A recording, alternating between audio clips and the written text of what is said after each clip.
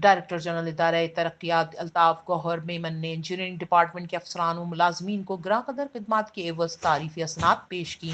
اس موقع پر D G کے D A نے کہا کہ تمام کے ڈی افسران و ملازمین ادارے کی بہتری کے لیے تمام تر وسائل کا بخوبی استعمال کرتے ہوئے کردار ادا کریں اور ادارے کو مالی طور پر مضبوط کرنے کے لیے ضروری ہے کہ نئے ذرائع آمدن تلاش کیے جائیں۔ آخر میں ڈائریکٹر جنرل کے ڈی اے نے انجینئرنگ ڈپارٹمنٹ کے چیف انجینئر عبدالصمد جیل دیگر افسران میں محب اللہ جعفری، جنید احمد صدیقی، اسلم خان، طارق جلیل، جاوید انصاری، عباس علی خان، عامر قریشی، عمید الظفر، خرم مجیب، آفتاب، شعیب، خالد نعیم، اسامہ انس کو تعریفی اسناد پیش کی۔ اس موقع پر چیف انجینئر عبدالصمد جملانی نے ڈاکٹر جنرل کے لیے الطاف گوہر میمن کا افسران کو تعریفی اسناد دینے پر شکریہ ادا کیا۔ Abeera Hussain, H Q network, Karachi.